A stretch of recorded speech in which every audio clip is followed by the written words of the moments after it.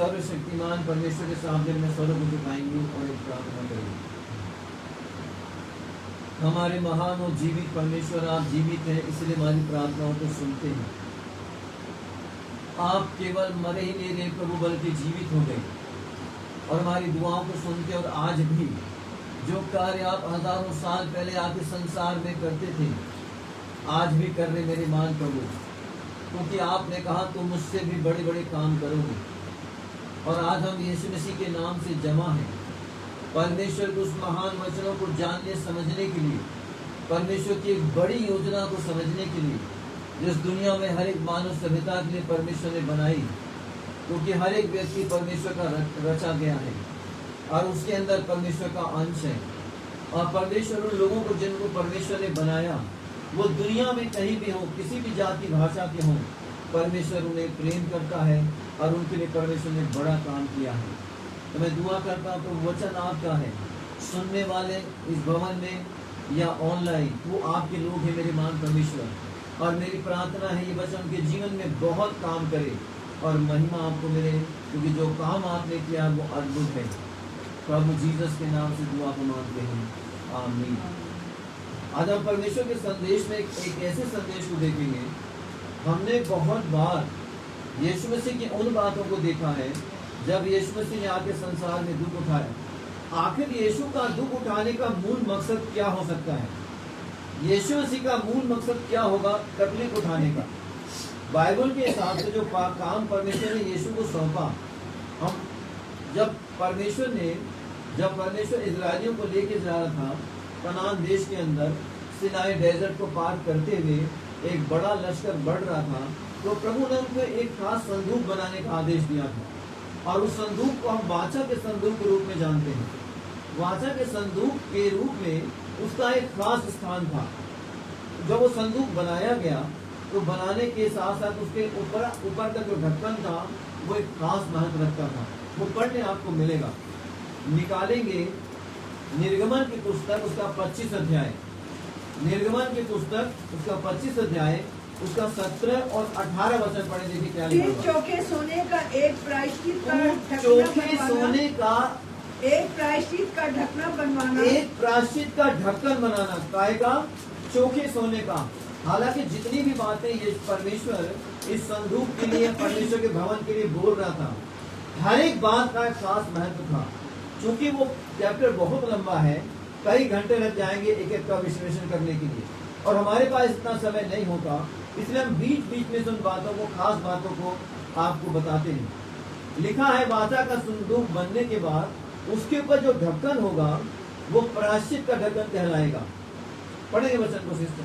फिर चोखे सोने का एक प्रायश्चित का ढकना बनवाना, प्रायश्चित के ढक्कन को वाचा का संदूक भी सोने का था और उसके ऊपर सोना ही मढ़ा गया था। तो जो प्रायश्चित का ढक्कन था उसको भी सोने से मढ़ा जाना था। तो परमेश्वर ने मूसा से कहा जो प्रायश्चित का ढक्कन होगा उसको चोखे सोने से मढ़ना। आगे बढ़ेंगे सिस्टर। उसकी लंबाई 2.5 हाथ, उसकी लंबाई 2.5 हाथ और चौड़ाई 1.5 हाथ की हो, और चौड़ाई 1.5 हाथ। हर एक का एक खास महत्व है। चौड़ाई और लंबाई का इस मैप में बताना भी खास महत्व है, मगर चूंकि मैं आपको बताता हूँ बहुत लंबा हो जाएगा, इसमें नहीं जाएंगे।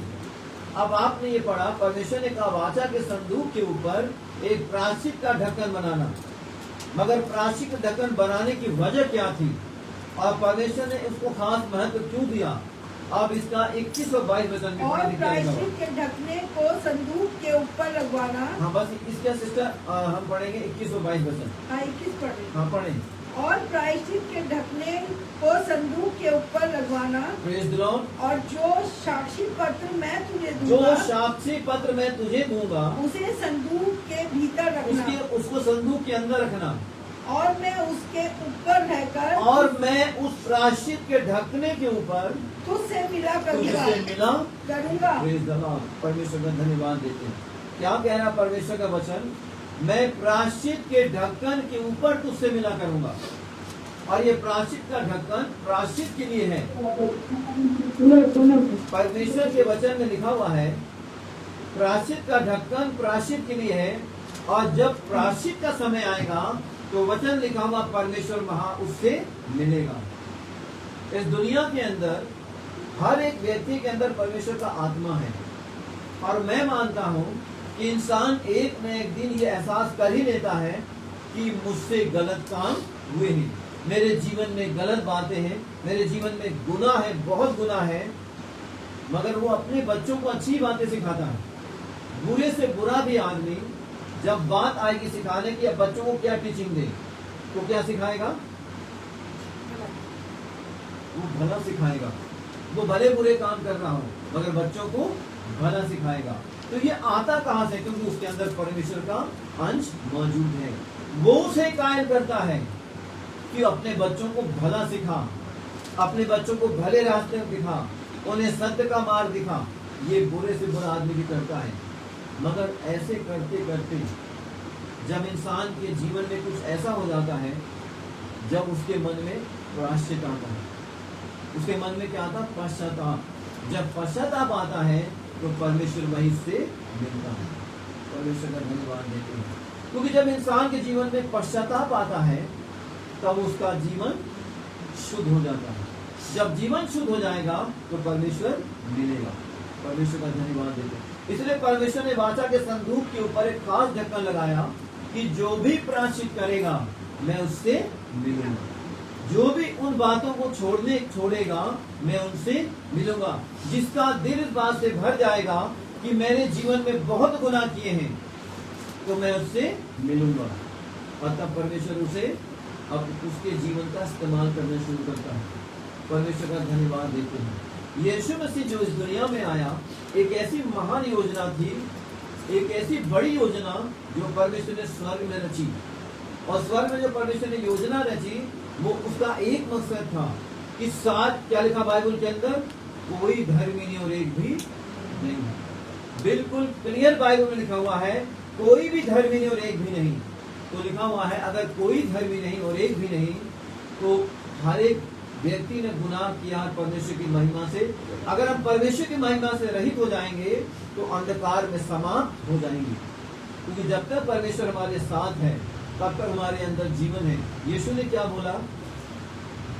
जब तक मैं जगत में हूँ जब तक जगत की ज्योति हूँ, और जब तक और तुम ज्योति में चलो अंधकार में नहीं।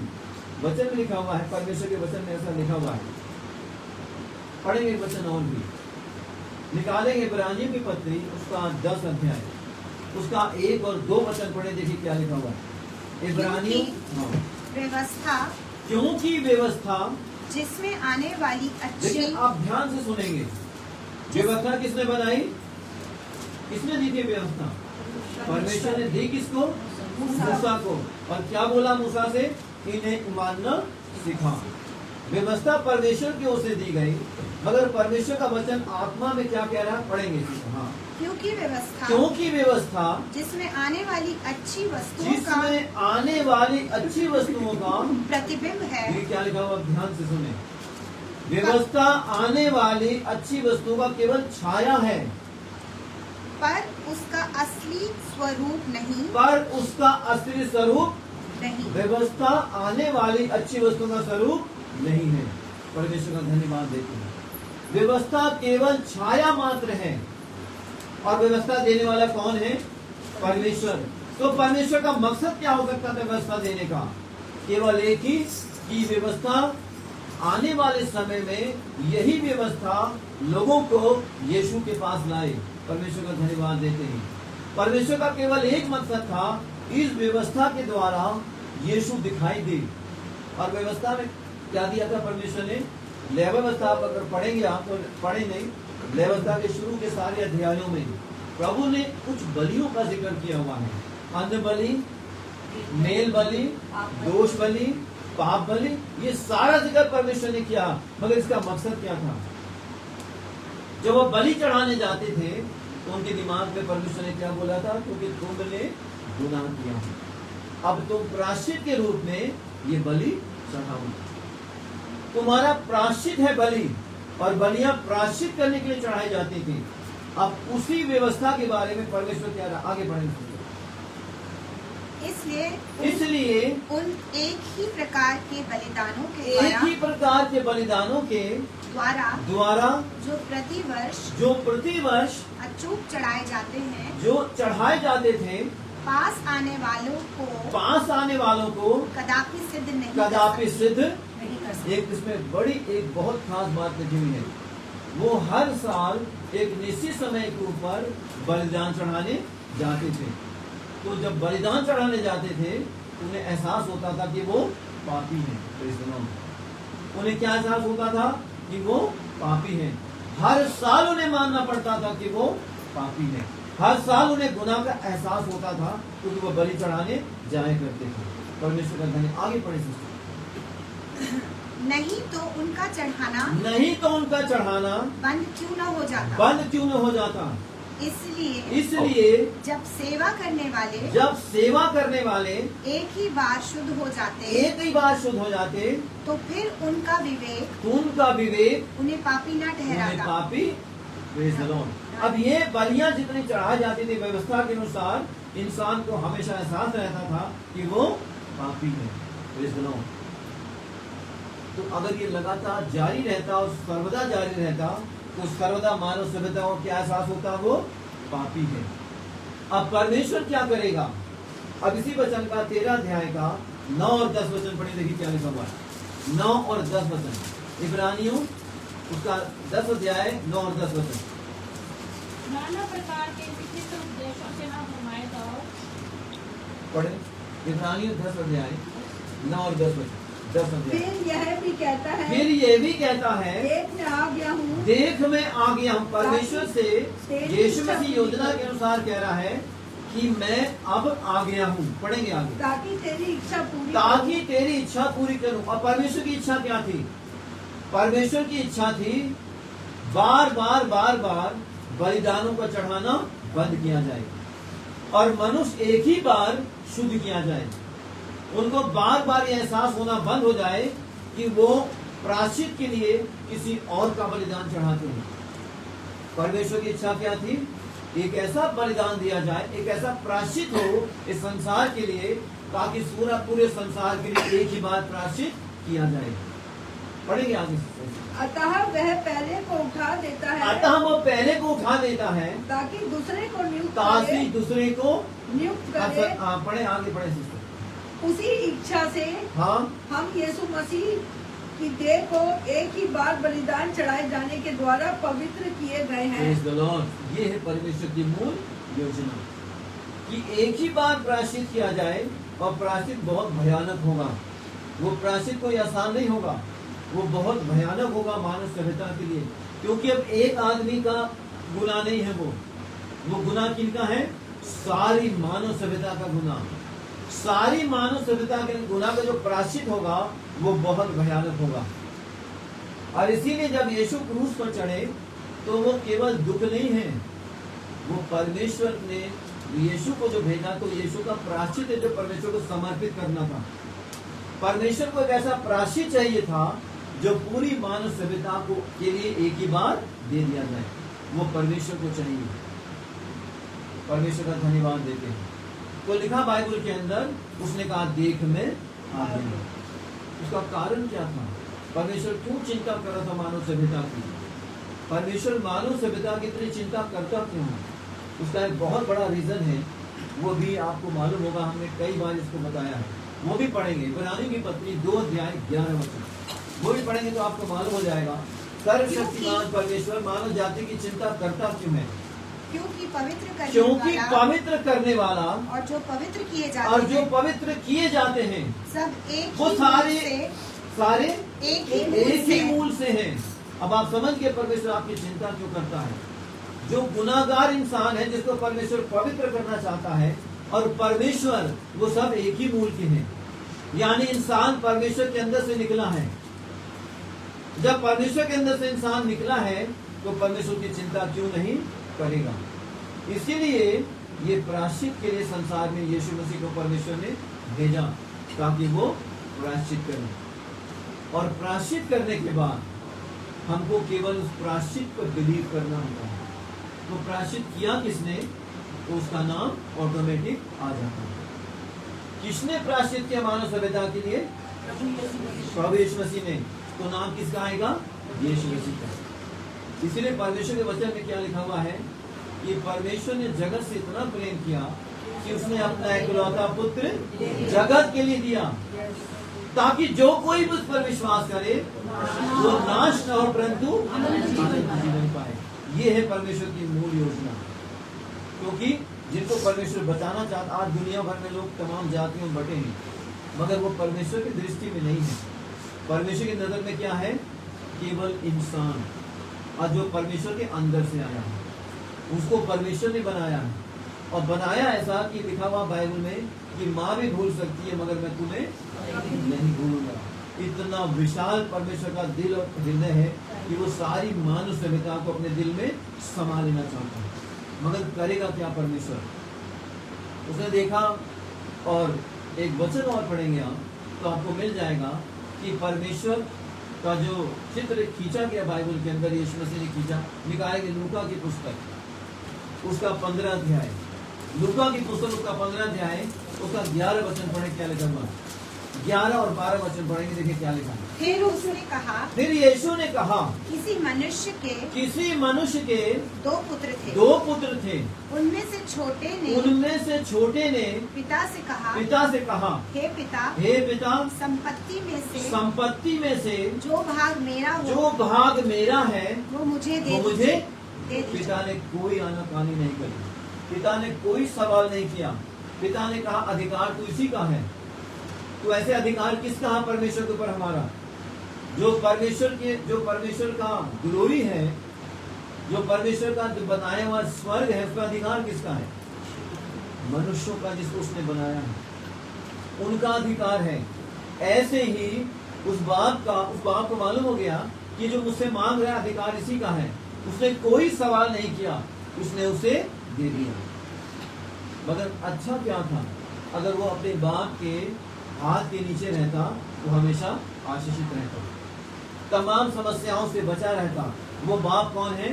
सर्वशक्तिमान परमेश्वर। तो लिखा बात यीशु मसीह कह रहे हैं उसने उनको दे दिया, उसका हिस्सा दे दिया। आपने पढ़ा 11 वचन, अब इसका 17 वचन पढ़ेंगे। वो लेकर लिखा बाइबल के अंदर दूर देश चला गया। रुकिए अभी से, वो सारे दूर देश चला गया, मित्रों में चला गया, और जाके जो उसको दिया गया था उसका इस्तेमाल करने लग गया। और बाप सब कुछ देख रहा था, बाप ने कोई इंटरफेयर नहीं किया। इसलिए परमेश्वर आपके कार्यों में इंटरफेयर नहीं करता, बल्कि उसने वचन दिया हुआ आपको और चाहता ये वचन पढ़ा जाए।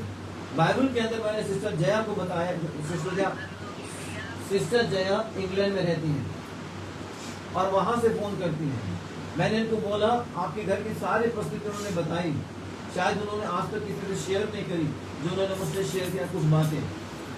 तो मैंने उनसे बोला जैसे आप वचन लीजिए और उसको अपने घर में बोल के पढ़िए, और उस वचन को बाइबल को बोल के पढ़िए। कमरे में जाइए, चाहे एक कमरे में, उसको मन में मत पढ़िए, क्योंकि आपकी स्थिति बदलने वाली है। उस वचन को जोर से पढ़िए, जैसे हम आपस में पढ़ रहे हैं, बातचीत कर रहे हैं। वो वचन जब जो पढ़ा जाएगा घर में, तो घर की स्थितियां बदल जाएंगी, क्योंकि वचन में सामर्थ्य है। परमेश्वर का धन्यवाद देते हैं, पर उस वचन में सामर्थ्य है। तो लिखा बाइबल के अंदर, वो लड़का चला गया दूर देश और अपने मित्रों में बहुत आनंद किया, आनंद करता रहा और सारी संपत्ति खत्म हो गई। जब हैंड टू माउथ हो गया और समस्याएं घिरने लगी, अंधकार दिखाई देने लगा, जान के लाले पड़ने लगे, भूख से ग्रसित हो गया और सारी आशा जाती रही, तब उसके मन में एक विचार आया। 17 वचन पढ़े। जब वह अपने आपे में आया, जब वो अपने आपे में आया, तब कहने लगा, मेरे पिता के कितने ही मजदूरों को भोजन। उसे अपने आपे में आने का मतलब क्या हुआ? वो जो उसने किया था उसके समझ में आ गया कि मैंने गलत किया है। वो प्रायश्चित से भर गया, उसके मन में बहुत प्रायश्चित हुआ। क्या प्रायश्चित हुआ? मैं यहाँ पर सारी संपत्ति उड़ा चुका हूँ, जो यार दोस्त आज तक मेरे साथ थे, अब उन्होंने मेरा साथ छोड़ दिया है। अब कोई मुझे कुछ खिलाने वाला नहीं है, जो था सब उड़ा दिया, सब उड़ गया, आज कोई नहीं दिखाई दे रहा। यहाँ तक उसको उसको काम मिल गया, उसने किसी से काम मांगा तो उसको ऐसा काम मिला, खेत में उन सुअरों को चराए जहां पर सुअर खाते थे, और उसको खाना क्या मिला? उसी को खाना जो सुअर खाते थे। परमेश्वर का धन्यवाद देते हैं। तब वो प्रायश्चित से भर गया, उसका दिमाग में आया मेरी हालत कैसे हो गई है, मैं तो अपने पिता घर में भरपेट बड़ा सुखी और आराम से था। फिर पढ़े 17-18 जब वह अपने आपे में आया, जब वो अपने आपे में आया तब कहने लगा, अपने आप से कहने लगा, मेरे पिता के कितने ही मजदूरों को भोजन मिलता है, भोजन से अधिक वो नौकर चाकर। उसका पिता बहुत अमीर था, उसका पिता बहुत रिच था, वो गरीब नहीं था उसका पिता। उसके घर बहुत सारे नौकर चाकर भरपेट खाया करते थे, कोई कमी नहीं थी। ये विचार उसके दिमाग में आ गया। जब इंसान परमेश्वर से दूर हो जाता है और विपत्ति में पड़ता है, एक व्यक्ति का आत्मिक जीवन बहुत अच्छा है। जब उसका आत्मिक जीवन बहुत अच्छा रहेगा तो 99% वो बहुत आनंद और शांति से रहता है। मैंने 1% क्यों छोड़ा? मैंने 1% क्यों छोड़ा आपको मालूम? मैंने 1% इसलिए छोड़ा कि बाइबल लिखा हुआ है कि कुछ परेशानियां परमेश्वर की महिमा के लिए। यानी एक अंधा व्यक्ति को यीशु ने कहा, न तो इसने पाप किया न इसके माँ बाप ने, ये इसलिए अंधा जन्मा क्योंकि इससे परमेश्वर की, मैंने इसलिए 1% छोड़ दिया, क्योंकि कई बार ऐसा भी होता है। लिखा बाइबल के अंदर, जब वो परमेश्वर के संग चलते हैं तो जीवन में शांति, आनंद, तसल्ली भरपूरी रहती है। और जब परमेश्वर से दूर चले जाते हैं किसी भी कारण से, कारण बहुत सारे होते हैं, कारण बहुत होते हैं, जब वो दूर चले जाते हैं, जब काफी दूर चले जाते हैं, तब उनको एहसास होता है विपत्ति में पड़ने के बाद कि हमें परमेश्वर के पास पुनः लौट आना चाहिए। यीशु मसीह ने ये घटना का जिक्र इसीलिए किया। 18 वचन पढ़ा गया था, 19-20 वचन पढ़े। मैं अब उठकर अपने पिता के घर में जाऊंगा और उससे कहूंगा कि पिताजी मैंने स्वर्ग के विरोध में और तेरे विरोध में बहुत गुनाह किया है। अब इस योग्य मैं इस लायक भी नहीं हूँ कि तेरा पुत्र कहलाऊं। देखिए, ये था पश्चाताप से भर गया हूँ। वो व्यक्ति, वो लड़का पश्चाताप से भरा, उसे शायद ये यकीन था पिता केवल मुझे नौकरों के हिसाब से रख ले, शायद पुत्र के समान ग्रहण ना करे, अगर ना भी करे तो मैं नौकर के समान रह लूंगा। मगर वचन में क्या लिखा हुआ है? उसका पिता क्या करता था? उसको देखा करता था। तो जो बेटा चला गया वो एक दिन लौट आए। परमेश्वर का धन्यवाद देते हैं।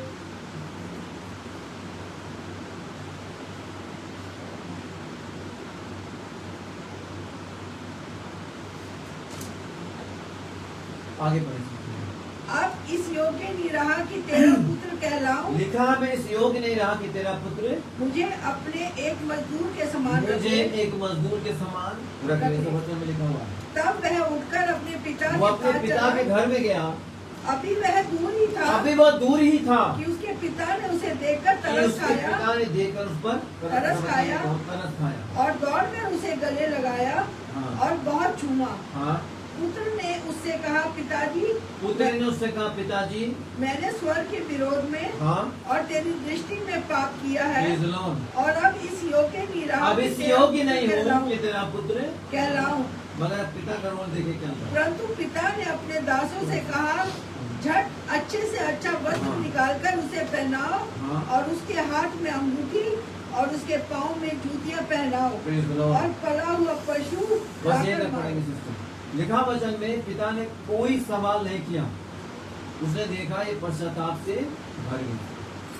तो जब पश्चाताप से इंसान भर जाता है तो परमेश्वर उसे ग्रहण कर लेता है। इसीलिए प्रायश्चित का ढक्कन बनाया गया कि जो भी पश्चाताप करेगा परमेश्वर उसे ग्रहण कर लेगा। परमेश्वर का धन्यवाद देते हैं। और इसीलिए प्रायश्चित का ढक्कन बनाया गया। परमेश्वर ने कहा, मैं उस प्रायश्चित की जगह पर तुमसे मिलूंगा। तो जब तुम प्रायश्चित से भर कर आओगे मेरे पास, प्रभु मुझसे ये गलती हो गई है, मेरे जीवन में इतने अपराध भरे हुए थे, मुझे माफ कर दो। तो लिखा हुआ आप तो बाद में माफी मांगेंगे, आप तो बाद में बोलेंगे, परमेश्वर आपको पहले ग्रहण कर लेगा। आपके शब्द बोलने से पहले ग्रहण कर लेगा आपको, क्योंकि वो आपके दिलों को जानता है।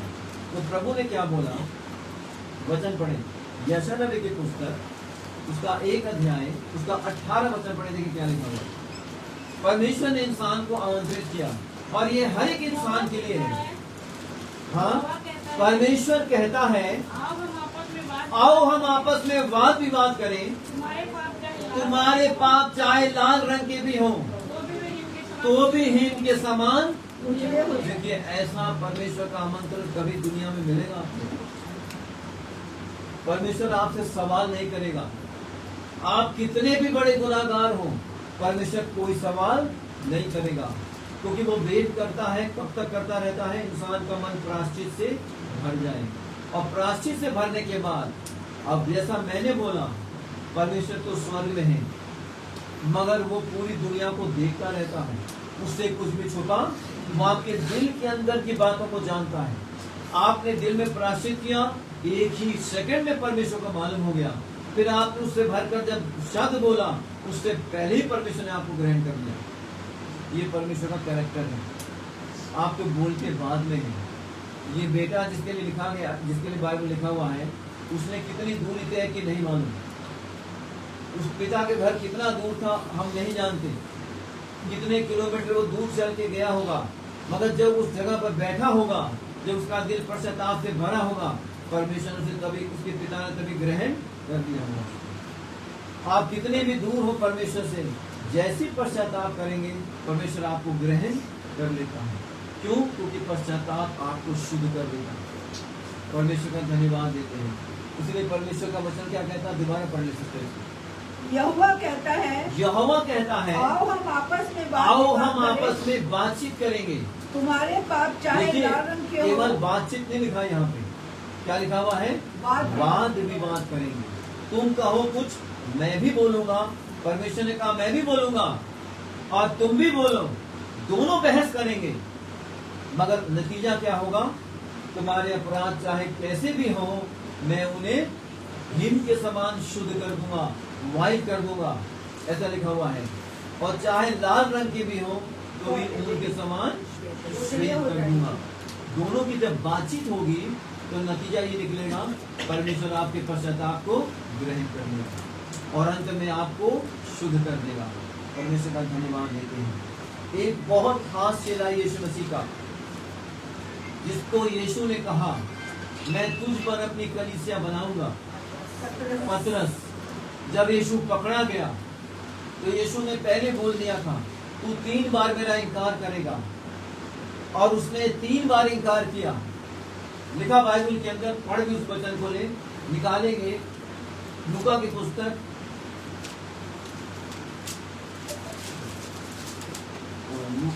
उसका 22 अध्याय, उसका 54-53 वचन पढ़ेंगे। फिर वे उसे पकड़कर ले चले। हाँ, फिर वे उसे पकड़कर ले चले। ले चले और महायाजक के घर में लाए। घर में ले आए यीशु मसीह को। पतरस दूर उसके पीछे पतरस चुपचाप से यीशु के पीछे लगा हुआ था। वो देख रहा था यीशु को, तो उन्होंने पकड़ लिया। एक ऐसे, अब यीशु को उन्होंने पकड़ा तो पतरस को ध्यान क्या आ रहा होगा, पतरस को ध्यान ये आ रहा होगा, इसने तो आंधी और पानी रोका है, इसने आंधी पानी को आदेश दिया, उन्होंने मान लिया। 4000 दुष्ट आत्माओं से, लगभग 6000 दुष्ट आत्मा से आदमी ग्रसित था। वो यीशु के सामने दंडवत करने लग गया। उसने अंधे से बोला देखने लग, उसने मुर्दे को बोला बाहर निकला, वो जीवित हो गया। पतरस के दिमाग में विचार चल रहे होंगे, तो वो चुपचाप से यीशु का पीछा कर रहा होगा। पीछा करते करते पतरस हैरान इस बात से था कि इतना सामर्थ्य हमारा जो गुरु है, इतना पावरफुल है, जो आंधी पानी को रोक सकता है, इसे मनुष्य कैसे पकड़ सकते हैं। उसके मन में ये विचार चल रहा होगा। पढ़ेंगे आगे। और जब वे आंगन में आग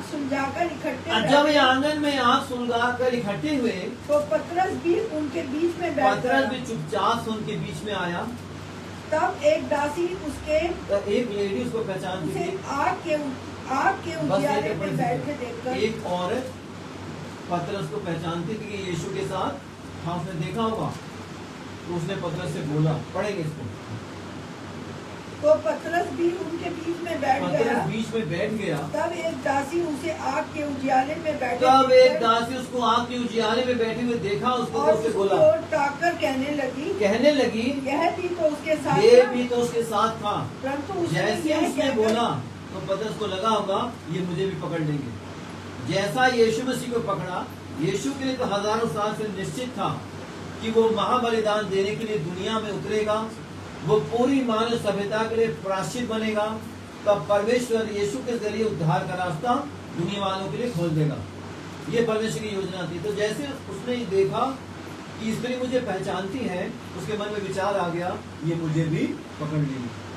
वो डर गया बुरी तरीके से और उसने यीशु का इनकार कर दिया। मगर इसका 61 और 62 वचन पढ़े सिस्टर, क्या लिखा हुआ, बाकी छोड़ दें। तब प्रभु ने घूमकर पतरस की ओर देखा। तब किसने घूमकर? प्रभु ने। तब यीशु ने, जब पतरस ने 3 बार इनकार किया तो यीशु ने घूमकर पतरस को देखा, वो बात पूरी हो गई। और पतरस को प्रभु की यह बात याद आई। पतरस को तब परमेश्वर यीशु मसीह की बात याद आई, जो उसने कही 3 थी, बार मेरा इनकार। आज मुंह के बात अब देने उसके से बाद क्या पहले। हुआ? पतरस प्रायश्चित से भर गया, वो ग्लानि से भर गया और फूट फूट कर रोया। उसे पश्चाताप हुआ कि मैंने आखिर इनकार क्यों कर दिया, मैंने इनकार क्यों कर दिया, अपने प्रभु का इनकार क्यों किया। वो बहुत ग्लानि से, बहुत पश्चाताप से भर गया। रोने सा उसका रोना, उसका सबूत है बाइबल में कि वो रोने लग गया, फूट फूट कर, शायद छाती फूट रहा होगा, जोर से चिल्ला रहा होगा, यीशु को देख रहा होगा कि इसी, ये मेरा प्रभु है, इसी ने मुझसे कहा था तू जब संकट में पड़ेगा तो बचने के लिए मेरा इनकार कर देगा। वचन में लिखा हुआ है कि तब इसीलिए यीशु मसीह ने उनसे कहा था कि जब तक स्वर्ग से सामर्थ्य न मिले इस स्थान पर टिके रहें। उसको मालूम था यीशु मसीह को अभी पवित्र आत्मा के द्वारा सामर्थ्य मिलेगी, कभी इनकार नहीं करेंगे, तब पवित्र आत्मा इन्हें बल देगा। और जब पवित्र आत्मा उन्हें मिला तो लिखा हुआ है बाइबल के अंदर, उन्होंने इस छोर से उस छोर तक वचन से लोगों को भर दिया। तो जब परमेश्वर देखता है कि इनके मन में एक प्रायश्चित है, इनके मन में ग्लानि है, इनके मन में गलत काम के प्रति, कोई भी गलत काम हो सकता है। मान लीजिए आप अपने शरीर को नुकसान पहुंचाने के लिए नशे करते हैं, शरीर दिया किसने है? परमेश्वर ने। आत्मा किसकी है? परमेश्वर की। वचन भी परमेश्वर का है और आशीषें भी परमेश्वर ही देता है। तो जब उसने लिखा बाइबल में, परमेश्वर ने कहा तुम अपनी इच्छा से, क्या लिखा आगे? Praise the Lord, अपना बाल, एक भी बाल न काला और न सफेद कर सकते हो, तो अपने शरीर को नुकसान क्यों देते हो? तो अगर एक भी अपराध हमारे जीवन में होता है, चाहे वो किसी को ठेस पहुंचाना हो, किसी को गाली देना हो, किसी की हत्या करना हो, किसी को मारना पीटना हो, किसी का इंसल्ट करना हो, तो परमेश्वर का आत्मा जब हमें पश्चाताप में लाता है तो सारे अपराध क्षमा हो जाते हैं। और ये दुनिया वालों के लिए खुला हुआ है, कोई भी आके यीशु मसीह से प्रार्थना कर सकता, किसी के लिए कोई बंधन नहीं है। क्योंकि वचन में देखा, मैंने अभी आपको बताया कि परमेश्वर ने जगत से इतना प्रेम किया, तो किससे किया? सारी मानव सभ्यता से। तो यीशु मसीह दुनिया वालों को शुद्ध करने के लिए परमेश्वर का प्रायश्चित है। कि प्रभु ने कहा तुम्हें प्रायश्चित करना पड़ेगा, तब मानव जाति के लिए रास्ता निकलेगा, अन्यथा रास्ता बंद। ये बाइबल में लिखा हुआ है कि, लिखा बाइबल में कि तब मैंने एक मेमना देखा जो प्राचीनों के सामने खड़ा हुआ था, और तब मैं फूट फूट कर रोने लगा। तब एक आवाज आई, रो मत, देख यहूदा के गोत्र का एक सिंह जो दाऊद का मूल है वो विजयी हुआ, यानी वो पूरी दुनिया के लिए प्रायश्चित बनेगा। कोई अपराध यीशु ने नहीं किया, एक गाली यीशु ने नहीं दी, एक बुराई यीशु ने किसी से नहीं करी, कुछ नहीं बोला यीशु ने मानव सभ्यता को जो उसे मार रहे थे, पीट रहे थे। तो क्यों था? क्योंकि उसे प्रायश्चित बनना था, ताकि मानव सभ्यता को उद्धार का रास्ता निकल आए। तो परमेश्वर की मूल योजना प्रायश्चित करना था, और प्रायश्चित किया किसने? स्वयं परमेश्वर ने यीशु मसीह के अंदर। क्योंकि जो प्रायश्चित यीशु मसीह को करना था परमेश्वर को, वो दूसरा कोई कर नहीं सकता। क्यों? क्योंकि जो प्रायश्चित यीशु मसीह को चढ़ाना था परमेश्वर को प्रायश्चित के रूप में अपने आप को, वो बिल्कुल शुद्ध होना चाहिए। जब इंसान बलिदान चढ़ाते हैं तो जो चढ़ाने वाले हैं उनके अंदर कितना अपराध होता है वो वही जानते हैं। ऐसा ही होता है ना, जो बलिदान चढ़ाते हैं उनके अंदर कितना अपराध होता है तो चढ़ाने वाले ही जानते हैं। परमेश्वर का धन्यवाद देते हैं, परमेश्वर की महिमा करते। बेटा इनको कोई जरूरत नहीं, ठीक है, नीचे बैठा। लिखा बाइबल के अंदर, जब इंसान बलिदान चढ़ाने जाने लगा और परमेश्वर ने कहा तुम अपने ये जो बलिदान है ये प्रायश्चित है, तो अंत में परमेश्वर ने देखा जो बलिदान चढ़ाने वाले हैं वो शुद्ध नहीं है। वो बलिदान चढ़ाते तो हैं मगर वो फिर भी शुद्ध नहीं है। वो हर साल चढ़ाते हैं फिर भी शुद्ध नहीं है। तो लिखा बाइबल के अंदर क्या लिखा हुआ है, पढ़े वचन।